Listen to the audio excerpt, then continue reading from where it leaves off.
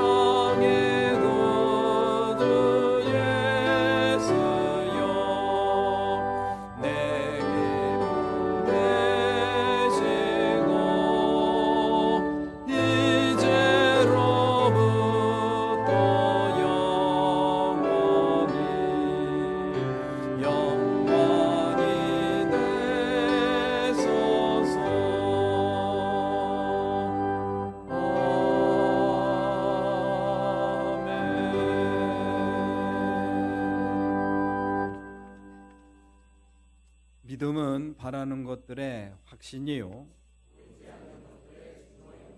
선조들은 이 믿음으로 살았기 때문에 세상이 하느님의 말씀으로 지어졌다는 것을, 보이는 것은 나타난 것에서 된 것이 아닙니다.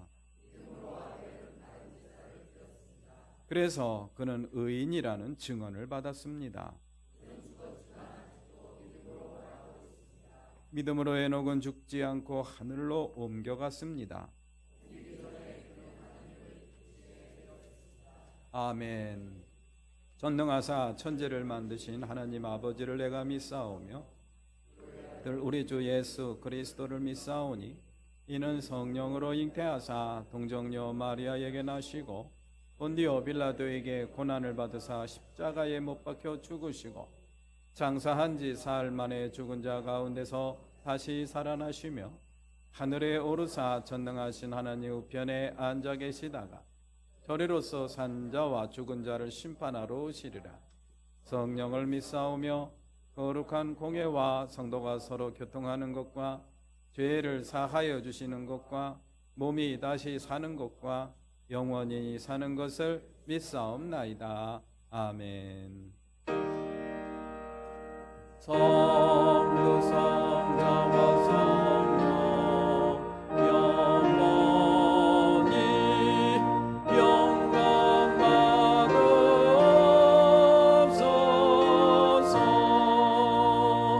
대초로 지금까지 너희는 영원한 성성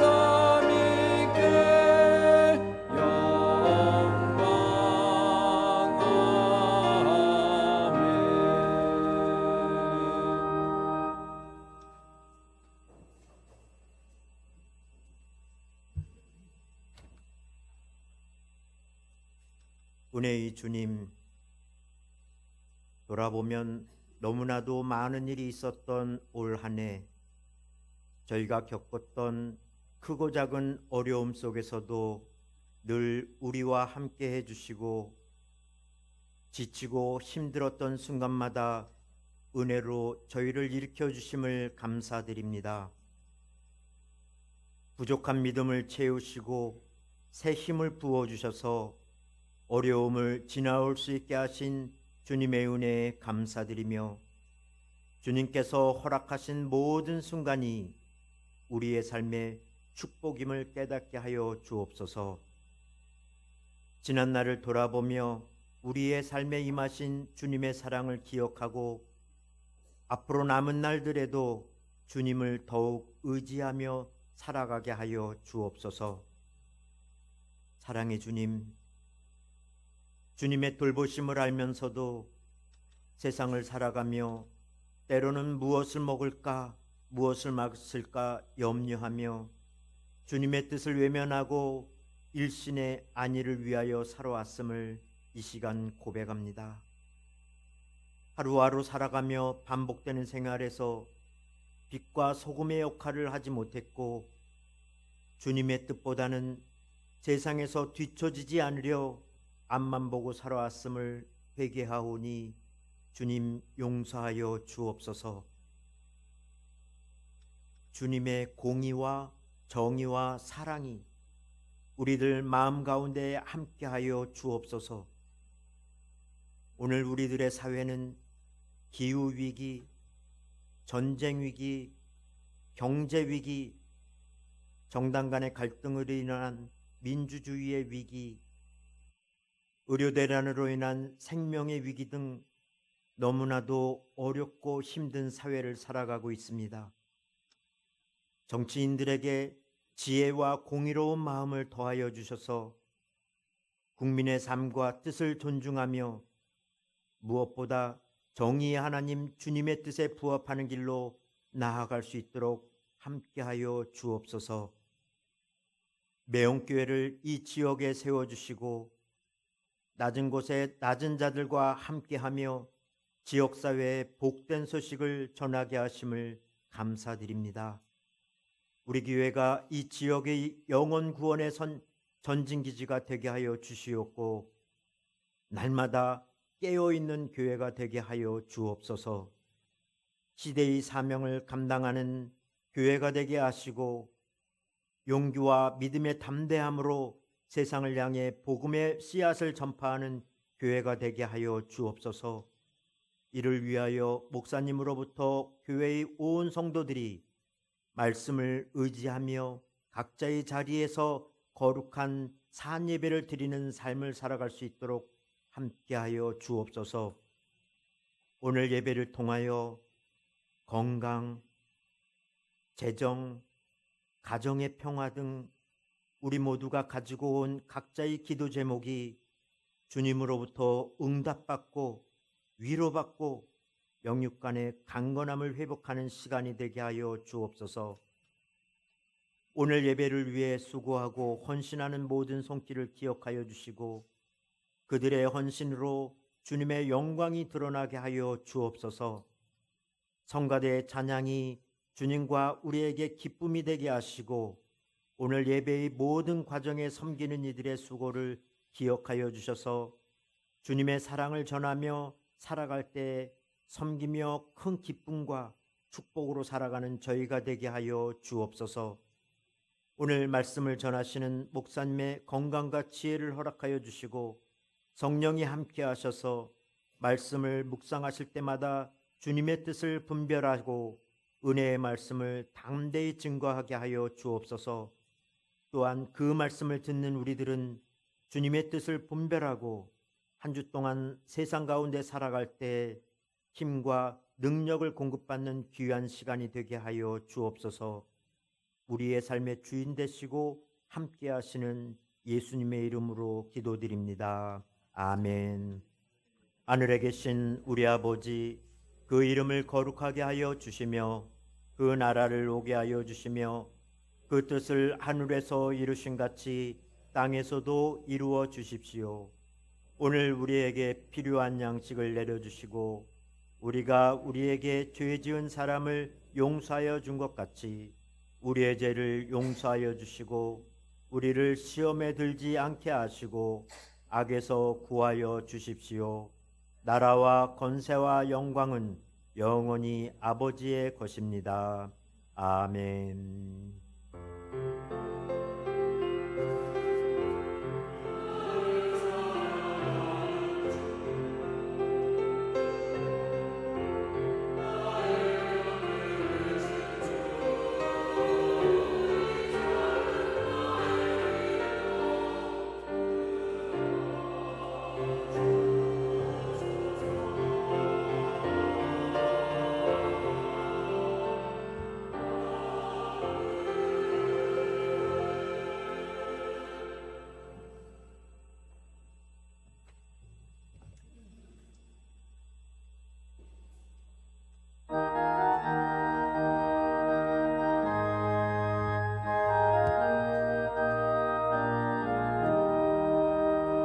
예수가 함께 계시니 시험이 오나 겁없네. 기쁨의 근원 되시는 예수를 위해 삽시다. 날마다 주를 섬기며 언제나 주를 기리고 그 사랑 안에 살면서 땅 길로 가지 맙시다. 이 세상 사는 동안에 주 이름 증거하면서 무한한 복 나주시는 예수를 위해 삽시다.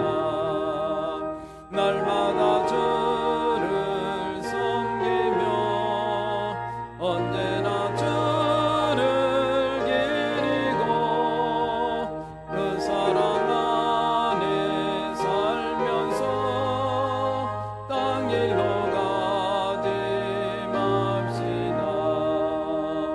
이 세상 사는 없어도 예수는 나의 친구니 불의한 일을 버리고 예수를 위해 삽시다. 날마다 주를 섬기며 언제나 주를 기리고 그 사랑 안에 살면서 땅 길로 가지 맙시다. 주께서 심판하실 때 잘했다 칭찬하리니 이러한 상급 받도록 주를 위해 삽시다. 날마다 주를 섬기며 언제나 주를 기리고 그 사랑 안에 살면서 땅 길로 가지 맙시다.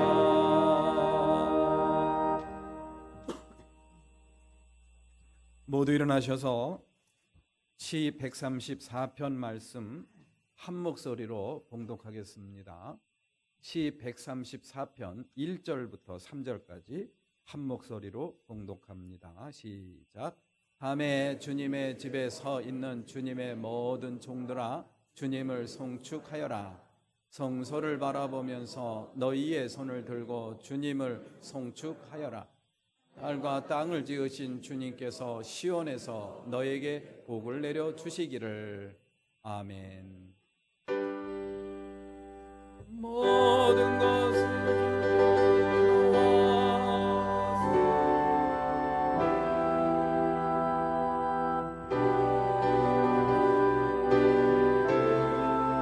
주께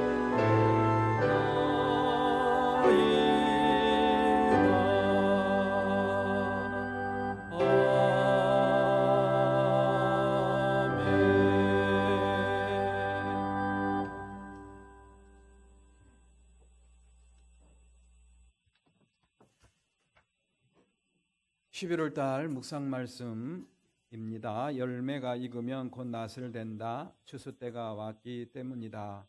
마가복음 4장 29절 말씀을 적어드렸습니다. 이제 만추 시기이기도 하죠.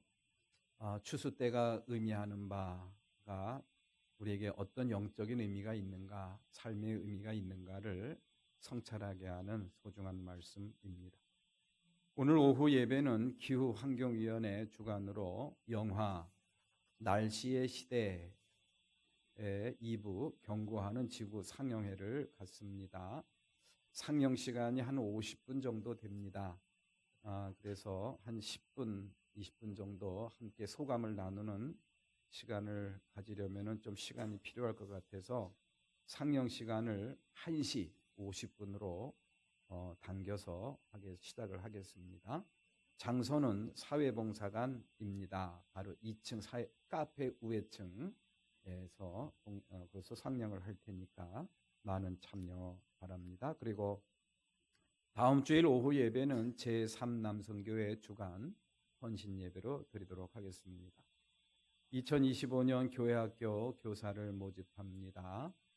아이들도 많이 줄긴 했지만은 교사를 지원하는 분들도 많이 줄었습니다.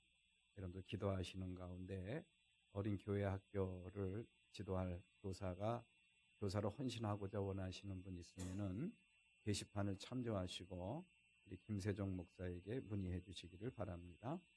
2025년 목회 계획을 위한 교우 여러분들의 의견을 받는데요.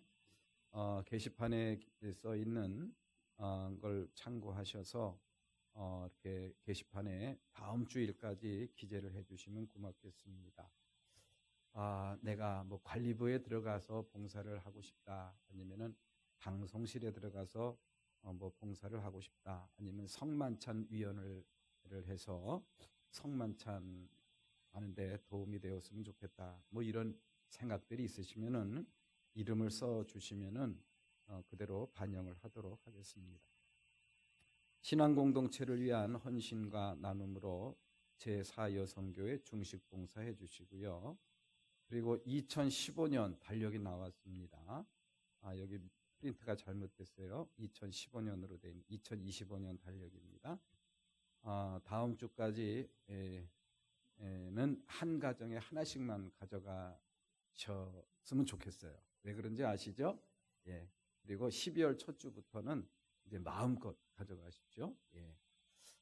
오늘부터 마음껏 가져가라 그러면은 또 오늘 못 나오시는 분들 못 가져갈 수도 있잖아요. 그러니까는 다음 주까지 하나씩만 가져가시고 12월 달 남은 거 우리 마음껏 가져가시면 되겠습니다.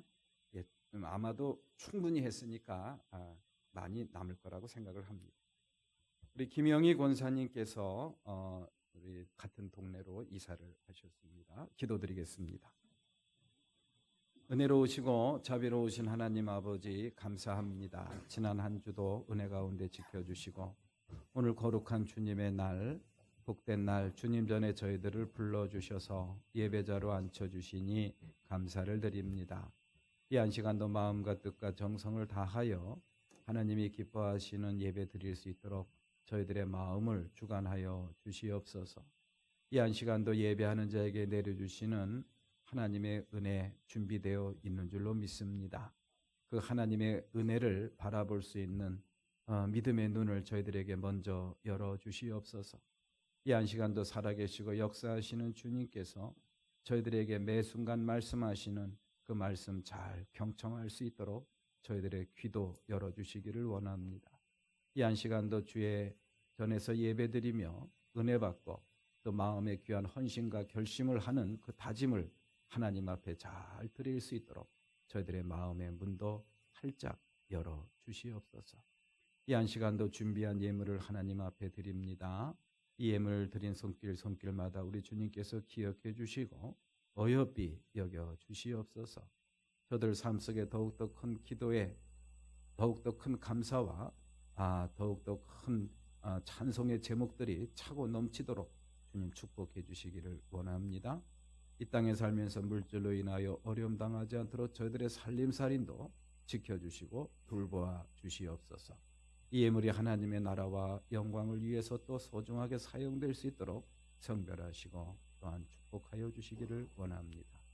이 한 시간도 예배 자리에 나오고자 원하지만은 여러 가지 사정으로 나오지 못한 우리 살아가는 군속들, 어느 곳에서 어떠한 방식으로 예배하든지 이 한 시간 내려주시는 동일한 은혜로 함께해 주시기를 원합니다.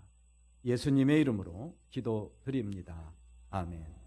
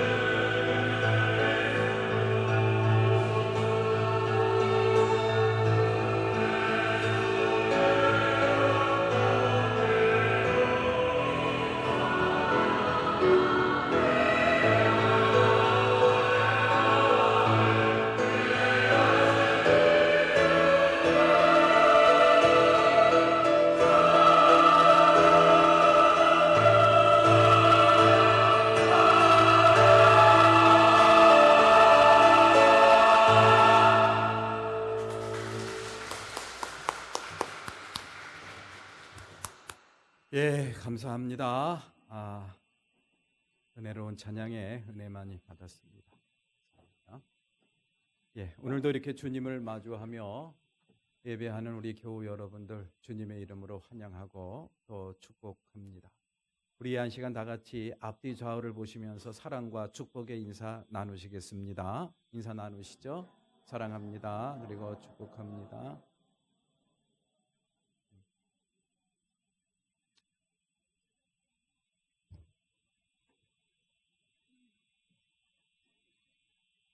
오늘 본문 말씀은 성전 순례자가 부르는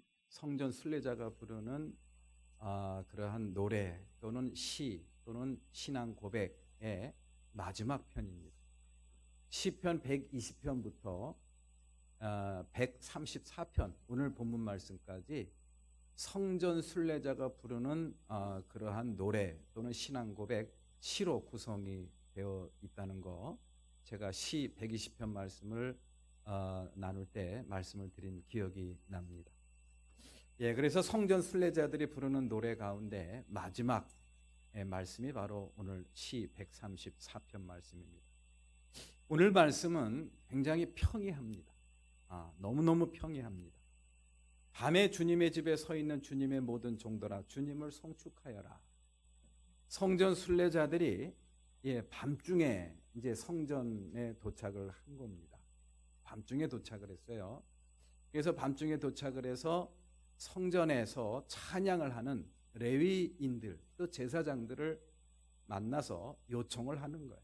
찬양을 해달라. 왜냐? 성전 순례자들이 경배를 해야 되니까. 경배를 하는데 그냥 묵념하는 그런 게 그렇게 할 수는 없잖아요. 옆에서 찬양을 하면서 그 찬양 소리에 맞춰서 경배를 하는 겁니다. 그러면서 또 거기서 성소를 바라보면서 너희의 손을 들고 주님을 송축하라 이렇게 요청을 합니다. 그랬더니 그러한 요청을 받아들어서 레위 사람들과 제사장들이 그 사람들을 축복하는 거예요. 하늘과 땅을 지으신 주님께서 시온에서 너희에게 복을 내려주시기를 빕니다. 이러면서 축복을 비는 겁니다. 굉장히 평이하죠? 성전 순례자들이 밤중에 주님의 전에 서 있는 자들아 주님의 이름을 송축하라. 주님의 성전을 바라보면서 손을 높이 들고 주님께 송축하라. 찬양하라. 그랬더니 거기에 대하여 레위 사람들과 제사장들이 당신들에게 주님의 하늘과 땅을 지으신 주님께서 당신들에게 축복해 주시기를 빕니다. 이러면서 축복하는, 굉장히 평이하죠, 그죠? 굉장히 평이합니다. 오늘 본문 말씀에서 설교의 주제를 찾기가 쉽지가 않습니다. 그래서 오늘 본문 말씀을 읽고 또 읽으면서 다른 그런 성경 말씀하고는 조금 뭔가 다른 차원의 그런 표현, 그런 단어와 문장을 하나 찾게 됩니다. 그것이 바로 뭐냐? 밤입니다. 찬양을 하는데 언제 찬양을 하느냐? 밤에 찬양을 한다라는 말씀이 굉장히 눈길을 끕니다. 밤에 찬양한다라는 이 문장, 이 단어만 빼면은 이런 말씀들은 이 성경 말씀에 무수히 기록이 되어 있어요. 근데 오늘 본문 말씀이 다른 성경 말씀하고 조금 차원이 다른 그런 다른 면이 있다고 한다면 바로 그겁니다. 한밤에, 밤중에 찬양을 했다라는 그런 이야기. 이 하나님의 성전에는요, 밤낮으로 찬양을 하는 사람들이 있었어요. 주님을 경배하러 오고 주님께 제사 드리러 오는 사람들을 맞이할 때 이 제사장들 또는 레위 사람들이 하나님을 찬양하는 노래를 불렀습니다. 우리 성가대처럼. 그래서 그 성전에서는 늘 밤낮으로 노래를 할 준비가 되어 있는 사람들이 있어요. 그 사람들이 바로 누구냐? 레위 사람들입니다. 오늘 성경 말씀 한번 볼까요? 역대상 9장 34절. 또 찬양을 맡은 사람도 있었다. 이들은 레위 지파 족장들로서 성전의 부속 건물에 살면서 밤낮으로 자기들의 일만 해야 하였으므로 다른 일은 하지 않았다. 하나님은 밤낮이 없는 거예요. 하나님은 밤낮이 없어요. 그래서 하나님이 찬양 받으시기를 원하시는 그때 또 하나님의 성전에 경배 드리러 오는 사람들이 밤낮이 있습니까? 그러니까 밤에도 올 수 있고 낮에도 올 수 있는 거예요. 그러면 그들이 왔을 때 그들이 경배를 잘 들을 수 있도록 찬양을 준비한 사람들이 있었다라는 그런 얘기. 그 사람들은 자기 집에 가서 잘 수가 없습니다. 그러니 어디에서 머뭅니까? 성전 부속 건물에 머물면서 찬양을 도맡아 있다라는 그런 이야기. 그리고 그곳에 머물면서 찬양을 도맡아 해야 했기 때문에 다른 일은 할 수 있었다 없었다? 다른 일은 못하는 거예요.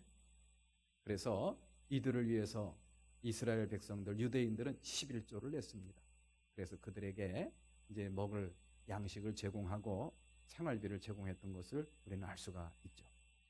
자, 이 말씀을 우리가 깊이 묵상하면서 밤에 찬양을 요청하는 이런 성전 순례자들의 이러한 요청, 그리고 그 요청에 응답해서 밤중에 일어나서 하나님을 찬양하는 레위 지파 사람들의 모습을 우리가 가만히 보면서 이 말씀이 우리에게 주는 그런 의미와 교훈이 뭘까를 우리가 한번 생각을 해봤으면 좋겠습니다.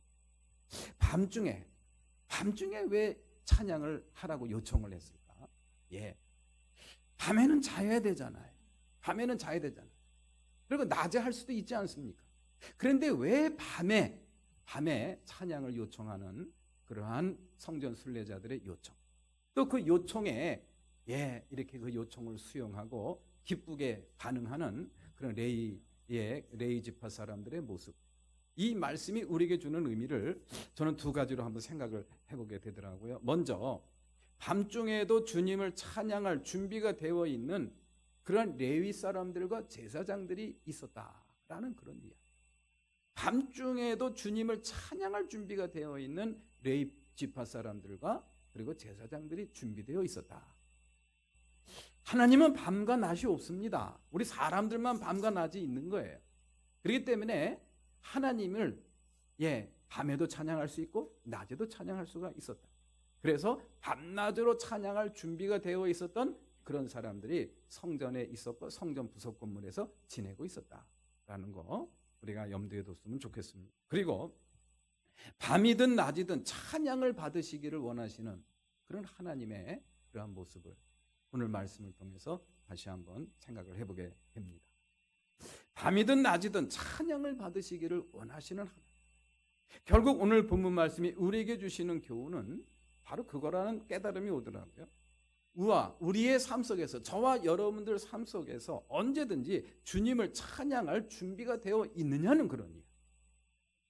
밤이든 낮이든 언제든지 주님을 찬양할 준비가 되어 있느냐라는 그러한 질문, 그러한 자기 자신에 대한 성찰, 이것이 바로 밤중에 주님을 찬양해 달라 하라라는 그런 성전 순례자들의 요청 속에 담겨 있는 그러한 소중한 교훈이 아닌가라는 그런 생각을 해보게 됩니다. 그래서 저는 이 말씀을 묵상하다가 하나의 그러한 단어를 떠올리게 되었습니다. 바로 인생의 밤입니다. 한번 따라서 해보시죠. 인생의 밤. 인생의 밤.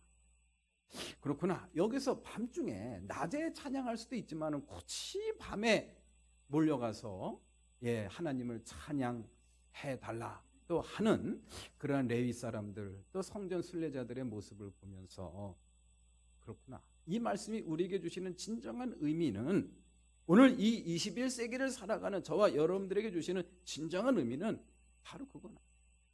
인생의 밤.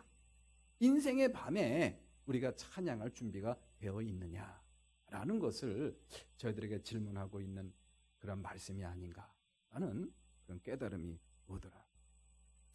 그렇습니다. 우리는 인생의 아침, 인생의 낮이 있는 반면에 인생의 밤중도 있다고 생각을 합니다. 또 우리가 준비를 해야 됩니다. 인생의 아침, 인생의 낮이 우리에게 주는 의미가 뭘까요? 뭐 걱정, 근심거리가 없는 거예요. 근데 즐겁고 행복한 겁니다. 그럴 때 우리가 하나님을 찬양하는 거 어렵지 않습니다. 그런데 정말 힘들고 어려울 때 우리가 주님을 찬양할 수 있는가? 이거는 아무나 찬양할 수 있는 게 아니에요. 그래서 인생의 밤에도 우리가 찬양할 준비가 되어 있어야 됩니다. 이러한 가르침이 바로 오늘 본문 말씀이 주는 진정한 의미가 아닌가, 또 교훈이 아닌가라는 그런 생각을 할 수가 있죠. 그렇습니다. 인생의 밤은 누구에게나 다 옵니다. 인생의 밤은 누구나 다 옵니다. 우리 그리스도인들이 어떤 사람들입니까? 영생의 소망을 품고 항상 기뻐하며 살 준비가 되어 있는 그런 사람들입니다. 그래서 사도 바울도 데살로니가 교인들에게 항상 기뻐하라 그랬지 않습니까? 항상 기뻐하라. 기뻐할 수 있기 때문에 기뻐하라고 한 거예요. 그런데 우리가 늘 기쁘게만 살 수가 있습니까? 슬플 때도 있고 근심 걱정 두려움에 짓눌려서 힘들 때도 어떻게 보면 우리 인생에서 더 많이 있지 않나, 그렇게 생각을 합니다. 우리 그리스도인의 삶이 영생의 소망을 품고 살아간다고 하지만 그럼에도 불구하고 기쁘고 황홀하고 감사하기만 한 것은 아니라는 그런 이야기. 때로는 실패할 수도 있고 수치를 겪을 수도 있고 가난해질 수도 있고 연약해지고, 그래서 하나님께로부터 버림받은 게 아닌가라는 그런 느낌이 드는 순간도 올 수가 있다라는 그런 이야기. 이러한 이야기는요, 저의 경험이 아니라 이 사도 바울의 경험. 사도 바울 어떤 사람입니까? 정말 믿음의 본을 보였던 우리의 믿음의 그런 선조 아닙니까? 이게 우리 교회에서 나는 소리인가요?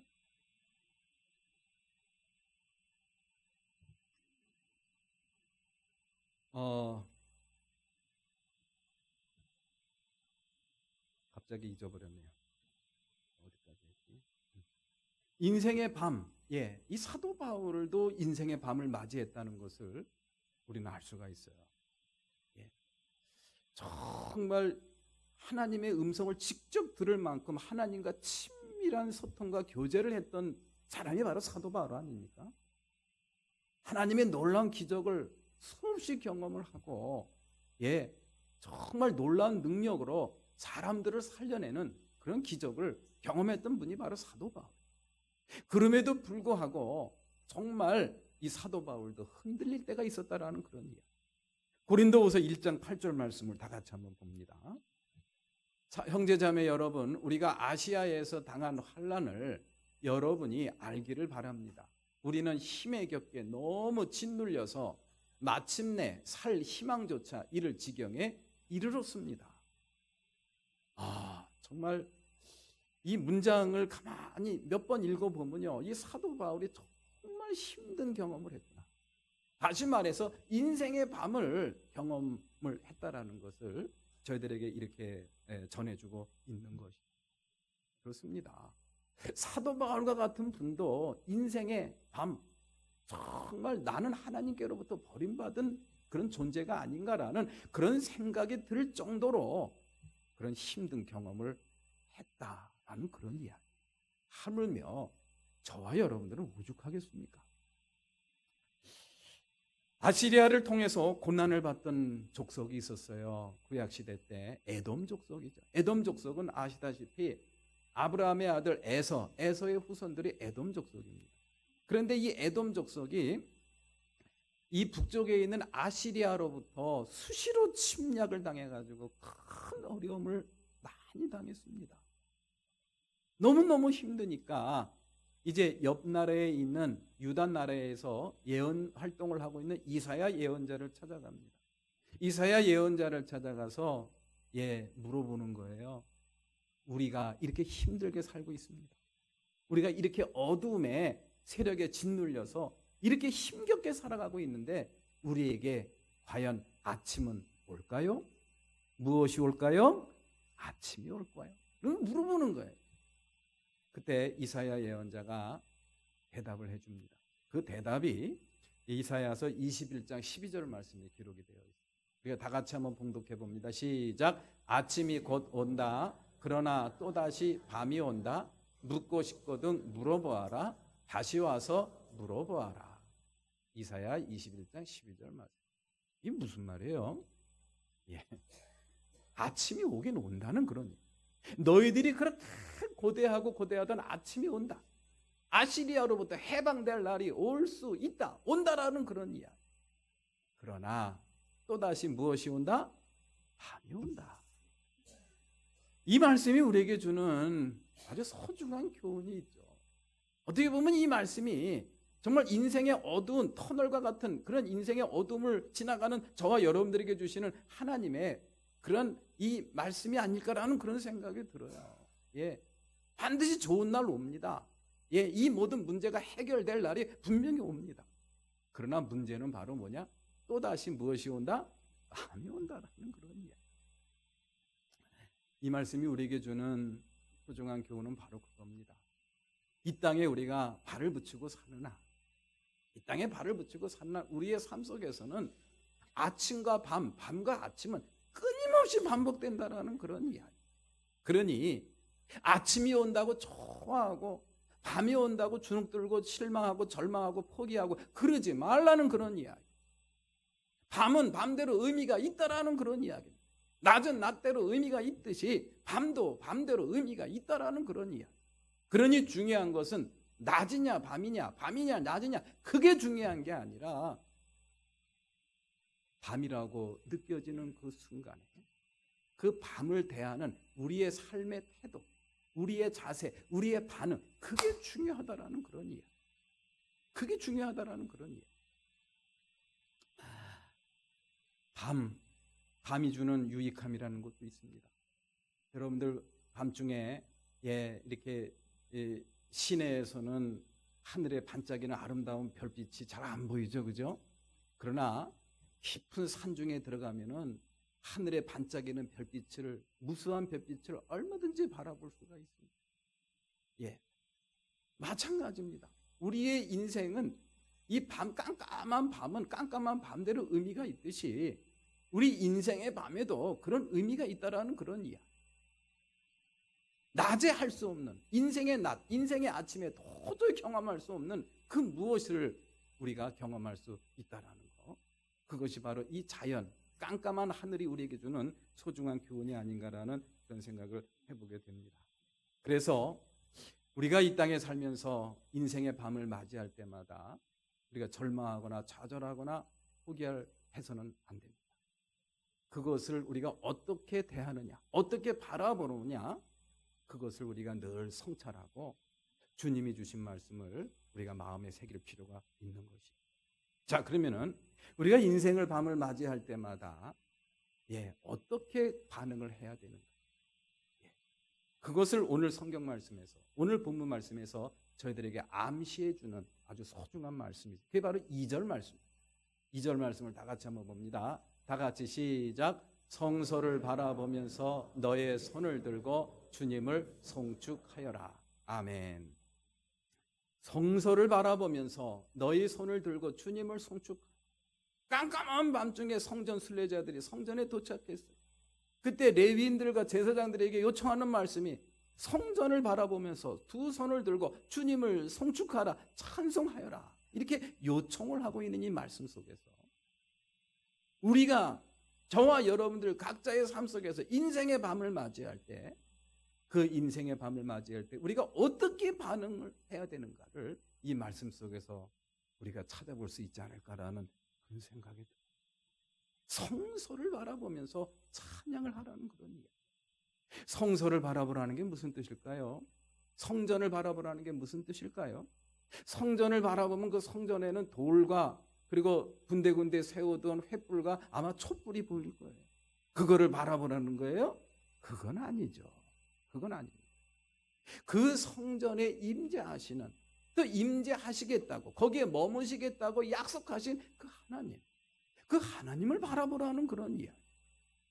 그 하나님을 바라보라. 그 하나님을 바라볼 때 우리는 그 모든 그런 고통과 어려움과 인생의 밤을 맞이하면서 느꼈던 그 모든 감정들을 우리가 기쁨의 환호성으로 하나님 앞에 드릴 수가 있다라는 사실을 오늘 본문은 저희들에게 암시를 하고 있는 것이죠. 그렇습니다. 성전 순례자들이 그 성전 순례를 위해서 큰 머나 먼 길을 그렇게 힘들게 달려와서 가서 자고 싶지만 자지 않고 그 예루살렘 성전 앞에 모여서 잠을 자고 있는 레위 사람들과 제사장들을 깨워서 찬양을 하게 하고 그 앞에 경배하는 이스라엘 성전 순례자들. 그 성전을 바라보면서 성전을 경배하며 또 하나님을 경배하면서 하나님을 마주하는 그러한 감정을 경험하면서 이 성전 순례자들은 그 모든 고난과 역경을 다 잊어버리고 하나님 한 분만으로 만족한다라는 이곳까지 와서 예루살렘 성전에 임재하시는 주님을 마주하는 것, 그거 하나만으로 저는 충분합니다라는 그런 기쁨과 감격을 누리지 않았을까라는 그런 생각을 우리가 할 수가 있습니다. 우리 사랑하는 교우 여러분들, 우리의 인생의 밤도 마찬가지입니다. 우리의 인생의 밤 속에서 깜깜한 밤중에 찬란하게 빛나는 별빛을 우리가 바라볼 수 있듯이 우리의 인생의 밤 가운데서 우리가 정말 밤하늘에 찬란하게 빛나는 별빛처럼 빛나는 그 주님을 명확하게 확실하게 바라보고 경험할 수 있다고 한다면 그거야말로 큰 은총이요 축복인 줄로 믿으시기를 기원합니다. 왜냐? 그 하나님은 저와 여러분들에게 놀라운 약속을 해주신 분이기 때문이죠. 살 희망조차 잃어버렸던 그런 이 바울이 그래서 그런 고백을 했던 것을 우리는 다시 한번 읽어볼 필요가 있습니다. 고린도후서 1장 9절 말씀 우리가 다 같이 한번 봉독합니다. 시작. 그렇게 된 것은 우리 자신을 의지하지 않고 죽은 사람을 살리시는 하느님을 의지하게 하기 위함이었습니다. 아멘. 1장 8절에서 마침내 살 희망조차 잃을 지경에 이르렀다는 그러한 고백을 하면서 좌절과 절망에 빠질 뻔했던 사도 바울이 이렇게 정말 놀라운 고백으로 반전을 이루는 그러한 모습을 우리가 한번 살펴볼 필요가 있습니다. 아하, 내가 살 희망조차 잃어버릴 만큼 그렇게 좌절에 인생의 밤을 경험하게 한 것은 하나님의 깊은 뜻이 있었더라는 그런 이야기. 우리 자신을 의지하지 않고 죽은 사람을 살리시는 하나님을 의지하게 하기 위한 하나님의 크신 뜻이 있었다라는 것. 그 하나님을 마주하게 되고 그 하나님을 경험하게 되고 그 하나님을 의지하게 되니 사도 바울은 그 모든 환난과 근심, 걱정, 두려움, 모든 고통이 다 물밀듯 다 떠나가 버리고 오직 기쁨과 감동과 감격으로 충만해지는 그런 사도 바울의 모습을 우리는 생각을 해볼 수가 있습니다. 그렇습니다. 우리 사랑하는 교우 여러분들도 이 땅에 살면서 인생의 밤에 주님을 찬양할 수 있다고 한다면 그것 자체로 큰 축복인 줄로 믿으시기를 기원합니다. 이렇게 우리가 정말 인생의 밤에 우리가 주님을 경험할 수 있다고 한다. 그 주님이 어떤 주님이라는 사실을 우리가 깨닫기만 할 수 있다고 한다면 우리는 찬양할 수 있습니다. 어떠한 경우에서도 찬양할 수가 있다라는 그런 이야기. 저와 여러분들에게 있어서 하나님은 어떤 하나님이십니까? 그냥 허공에 떠도는 그냥 그 어떤 이념과 사상, 어떤 철학 그걸로 끝난다고 한다면은 그 하나님은 의미가 없어요. 그 하나님은 인격적인 하나님이십니다. 이 세상 천지 만물을 지으셨을 뿐만 아니라 저와 여러분들을 구원하시기 위해서 예수 그리스도를, 당신의 아들 예수 그리스도를 이 땅에 보내주시고 그분을 십자가에 죽기까지 우리를 사랑하신 그 사랑의 하나님이라는 그런 이야기. 그 하나님이 나와 함께 하시고 내 안에 임재하셨다는 사실이 정말 믿어진다고 한다. 여러분들은 어떠한 경우에서도 찬양할 수가 있겠죠. 그것이 저와 여러분들의 인생의 결론이 되시기를 주님의 이름으로 기원합니다. 내가 믿는 하나님은 지금도 살아계시고 역사하시는 하나님이고 그리고 그분이 지금 내 안에 함께 하신다. 내 안에 임재하신다는 사실을 어떠한 경우에서도 변치 않는 인생의 결론으로 삼을 줄 아는 사람, 결론으로 삼고 살아가는 사람, 그런 사람들은 인생의 밤에도 찬양을 할 수가 있어요. 저와 여러분들에게 있어서 저와 여러분들이 믿는 하나님이 어떤 하나님인가 그것을 우리가 분명히 알아야 됩니다. 언젠가도 말씀을 드린 기억이 납니다. 이 국민일보에 있는 이태영 기자라는 분이 세계의 유명한 그런 영성가들, 위대한 영성가들, 목사님들이 대부분이죠. 그 목사님들을 찾아다니면서 인터뷰를 했는데 제일 첫 번째가 달라스 윌러드라는 그런 목사님을, 미국 목사님을 찾아가서 이제 인터뷰를 했습니다. 정말 훌륭하신 목사님. 뭐 일일이 다 소개할 수는 없습니다만은 다 이제 인터뷰를 다 끝내고 나서 마지막으로 한 말씀만 더 묻겠습니다. 목사님의 삶 속에서 가장 소중한 것이 있다고 한다면 그것이 무엇입니까? 이렇게 물었대요. 그랬더니 이런 말씀을 하시더랍니다. 한번 볼까요? 다 같이 한번 읽어볼까요? 시작. 하나님은 참 좋으신 분이시다. 이 사실은 내 인생에서 가장 소중한 것이다. 이 달라스 윌라드 목사님의 이 고백이 저와 여러분들의 고백이 되시기를 기원합니다. 하나님은 참 좋으신 분이다. God is so good.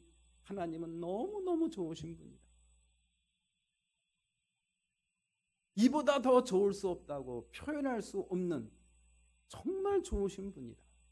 이것이 내 인생에서 가장 소중한 것이다. 이러한 고백을 우리가 할 수만 있다고 한다면 무엇이 두렵겠습니까? 무엇이 아쉽겠습니까? 그분이 지금이라고 하는 이 순간에 나와 함께 하시고 나와 동행하시고 내 안에 임재하셨다는데 이 이상 더 좋은 일이 더 있겠느냐는 그런 이야기. 그러니 저와 여러분들 삶 속에 행여 인생의 밤이 찾아온다 하더라도 하나님은 참 좋으신 분이다. 그 하나님이 내 안에 오셨다라는 사실을 인생의 결론으로 삼고 사는 사람들은 찬양할 수 있어요. 그렇게 믿으시기를 기원합니다. 인생의 밤에 짜증이 나고 힘들고 좌절하고 포기하고 싶은 것은 이게 이 믿음이 내 안에 온전히 형성이 안 됐기 때문이 아닐까라는 그런 생각이 들어요. 내가 평생을 하나님을 믿는다고 했지만 내가 믿는 하나님이 어떤 하나님인가? 이게 막 헷갈리는 거예요. 내가 믿는 하나님은 이 이상 더 좋을 수 없는 그런 분이십니다. 그분이 나와 함께 하시고 내 안에 오셨다는 사실. 이것을 그 어떤 경우에서도 변치 않는 인생의 결론을 갖고 결론을 삼고 살아가는 사람. 하나님을 찬양할 수 있습니다. 하나님을 찬양할 때 인생의 아침이나 인생의 낮뿐만 아니라 인생의 밤중에 정말 힘겹고 어렵고 하나님이 나를 버리신 것이 아닌가라는 그런 생각이 들 정도의 그런 힘겨운 삶을 살아갈 때라도 하나님을 찬양하는 저와 여러분들이 되시기를 기원합니다. 그러면 저와 여러분들 삶 속에 놀라운 기적이 일어나게 될 줄로 믿습니다. 영상을 하나 한번 보여드리고 싶어요. 제가 유튜브 보통 짤이라고 하죠. 그걸 보다가 제가 뭘 보려고 검색한 건 아닌데 떠 있길래 봤는데 너무너무 가슴에 오래 남아요. 한번 볼까요? 노숙자처럼 보이는 남자인데 누군가를 기다립니다. 사실 노숙자는 길거리에 앉아 누군가가 자신을 돕기를 기다리고 있는데요. 노숙자를 본 중년의 남자는 놀라운 행동을 보여주는데 바로 ATM에서 돈을 직접 뽑아 건네준 것이었는데요. 단돈 40달러였지만 노숙자는 떠나가는 남자를 불러 세웁니다. 혹시 일부러 돈을 뽑아서 준 건가요? 노숙자의 물음에 중년의 남자는 답하는데 네, 돈이 좀 부족했거든요. 그의 대답에 노숙자는 왜 돈을 준 거냐 물었고 그러자 중년의 남자는 차 안에 있는 아이들에게 좋은 본보기가 되고 싶거든요 라고 대답합니다. 노숙자는 마치 돈이 더 필요한 듯 혹시 여유가 좀 더 있으신가요? 라고 물었고 중년 남자는 충격적인 대답을 하는데 사실 전 얼마 전 회사에서 잘렸어요. 내 앞가림도 못하는 처지죠. 할 말을 잃은 노숙자는 더 충격적인 모습을 보여주는데 고맙다는 인사와 함께 옷을 하나씩 벗자 파란색 수트가 나타납니다. 말끔한 정장 차림의 노숙자는 자신을 도와준 첫 번째 사람에게 행운을 주고 싶었다고 말하는데요. 그는 자신의 정장 주머니에서 $10,000를 꺼내 중년의 남자에게 선물로 주었습니다. 예. 참 저 영상의 주제를 뭘로 정했으면 좋을까요? 감동. 감동이라는 두 글자가 떠나질 않아요. 감동이 기적을 만들었고 가족을 그 영상을 보는 모든 사람들로 하여금 따뜻하게 만들었고 예, 저렇게 한 사람을 감동을 시키니까 그 사람에게도 놀라운 기적이 일어나더라고요. 우리 사랑하는 교회 여러분들, 제가 이런 말씀을 드리는 이유가 있습니다. 사람의 마음을 감동을 시켜도 우리의 삶 속에 놀라운 기적이 일어나는데 하나님을 감동시키는 저와 여러분들이 되시기를 주님의 이름으로 기원합니다. 그게 바로 뭐냐? 인생의 어두운 밤에 찬양하는 거예요. 너 어떻게 그런 상황 속에서도 찬양을 하냐? 그렇게 힘들고 어려운데 어떻게 나를 찬양하냐? 이런 거 한번 해봐야 되지 않겠습니까? 그렇게 할 수 있는 힘과 능력과 믿음을 저와 여러분들에게 주신 줄로 믿습니다. 그 증거가 바로 사도 바울과 실라예요. 사도행전 16장 말씀에 자세히 언급되어 있지 않습니까? 사도 바울과 실라가 빌립보에서 복음을 전하다가 사도 바울과 실라가 복음을 전하다가 사람들한테 붙잡혔어요. 사람들이 그를 때렸습니다. 옷을 벗겼습니다. 그리고 감옥에다가 쳐넣습니다. 언제 죽을지 모르는 그런 절체절명의 그런 순간이에요. 그 감옥 속에서 그들이 무엇을 했다고 성경에 기록되어 있습니까? 하나님께 감사드립니다. 하나님께 찬양을 드렸다. 뭐가 감사합니까? 감사할 게 뭐가 있어요? 예? 이렇게 정말 힘겹게 자신의 모든 삶을 다 포기하고 자신의 모든 사회의 어떤 경력과 모든 명예 모든 거 다 버리고 정말 주님의 복음을 위해서 이렇게 헌신하는데 이게 뭐냐는 그런 짜증 부려야죠. 절망해야죠. 원망해야죠. 그 순간에 하나님을 찬양을 했습니다. 저는 그 사도 바울과 실라의 찬양을 보면서 이 하나님의 마음을 저들이 감동을 시켰구나. 감동을 시켰구나. 그 하나님의 감동이 놀라운 기적을 일으킨 거죠. 어떤 기적이 일어났죠? 땅이 흔들렸다 그랬어요. 큰 지진이 일어났다 그랬어요. 그리고 옥문이 열렸다 그랬어요. 그리고 사도 바울과 신라의 손과 발에 채웠던 쇠사슬이 다 끊어졌다 그랬어요. 그런데요, 성경 말씀을 제가 다시 한번 읽어봤더니 감옥문이 사도 바울과 신라가 갇혀있는 감옥문만 열린 게 아니에요. 그 빌립보 감옥에 있었던 모든 감옥문이 다 열렸다라고 기록되어 있어요.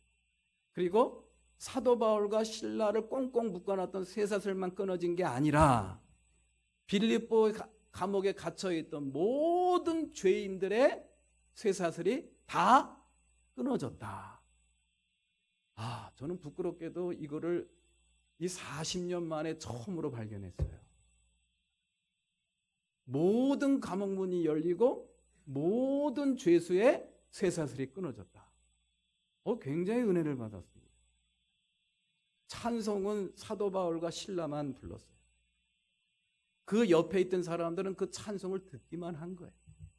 그런데 기적은 그 찬송을 듣는 사람에게도 모든 것이 다 똑같이 일어났다라는 사실. 이게 굉장히 큰 영감이 오더라고요. 하나님을 감동시키는 찬송, 하나님을 감동시키는 믿음의 행위, 이것이 바로 기적의 출발이고 원천이었고, 그것은 자기 자신에게만 기적을 나타나는 것이 아니라 그 사람 주변에 있는 사람들에게도 놀라운 기적은 동일하게 나타나는구나. 이것이 우리에게 주는 영적인 의미와 진리를 마음에 깊이 잘 새길 수 있기를 주님의 이름으로 기원합니다. 한 사람의 마음을 감동시켜도 기적이 일어납니다. 하나님의 마음을 감동시키는 저와 여러분들의 삶이 되시기를 주님의 이름으로 기원합니다. 그러면 기적이 일어납니다. 하나님의 마음을 감동시키는 일이 뭘까요? 인생의 밤중에 하나님을 찬송하는 겁니다. 우리 다 같이 일어나서 찬양하시겠습니다.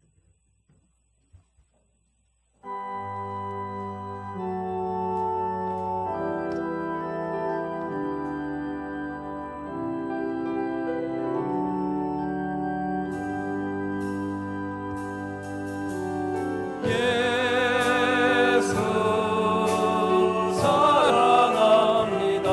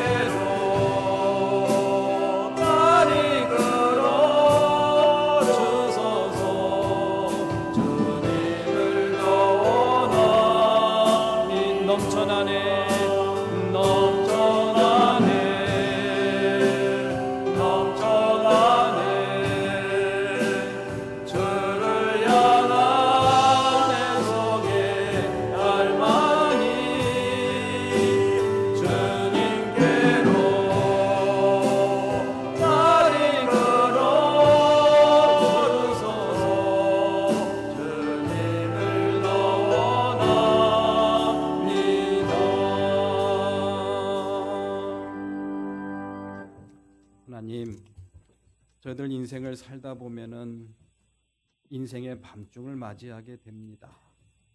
사도 바울의 고백처럼 참으로 살 희망조차 잃어버릴 지경에 이르를 때가 있다는 거 오늘 말씀을 통해서 마음에 새겨봅니다. 그럴 때마다 저희들은 어떻게 반응했는지 이 한 시간 저희들의 마음을 되돌이켜보고 성찰할 수 있게 해주시니 감사를 드립니다. 하나님, 오늘 주신 말씀 속에 담겨있는 소중한 교훈 마음에 잘 간직하게 하옵소서. 그래서 인생의 밤을 맞이할 때마다 일어나서 성전을 바라보면서 두 손을 들고 주님을 찬양하게 하옵소서.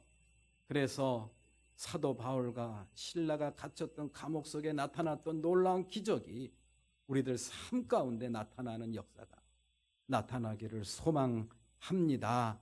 그러한 우리의 인생의 밤을 맞이한 우리의 삶의 태도와 반응 때문에 우리 민족이 복받고 우리 나라가 복받고 우리 이 사회가 복받고 우리 교회가 복받는 역사가 나타나기를 간절히 소망합니다.